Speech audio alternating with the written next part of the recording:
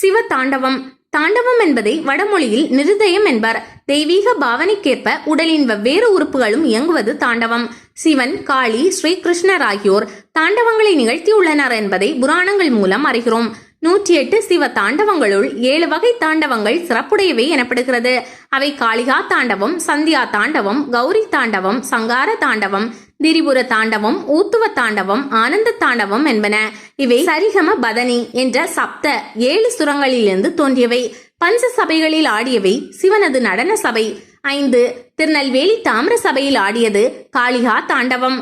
மதுரை வெள்ளியம்பலத்தில் ஆடியது சந்தியா தாண்டவம். பாண்டி நாட்டு திருப்புத்தூரில் ஆடியது கௌரி தாண்டவம். இருண்ட நள்ளிரவில் சங்கார தாண்டவம். திருக்குற்றால சித்திர சபையில் திரிபுர தாண்டவம். திருவாலங்காட்டு ரத்தின சபையில் ஊர்த்துவ தாண்டவம். ஆனந்த தாண்டவம் தில்லை பொன்னம்பலத்தில் ஆடியவை. சிவாய நம என்பது சூட்சம பஞ்சாட்சரம்.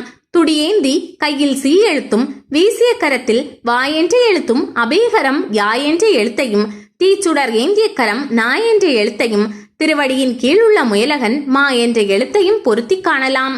துடியேந்திய வலக்கரம் படைத்தல் தொழிலையும் அபேகரம் காத்தல் தொழிலையும் தீச்சுடர் ஏந்திய கரம் அழித்தலையும் மற்றொரு கரம் உயிர்களுக்கு முக்தி அருளும் திருவடியையும் காட்டுகிறது. முயலகனை மிதித்துள்ள திருவடி அருள் புரிதலையும் குறிப்பிடுவதாகும். இவ்வாறு சிவாய நம என்ற 5 எழுத்தும் நடராஜர் திருவுருவத்தில் உள்ள தத்துவங்களாகும்.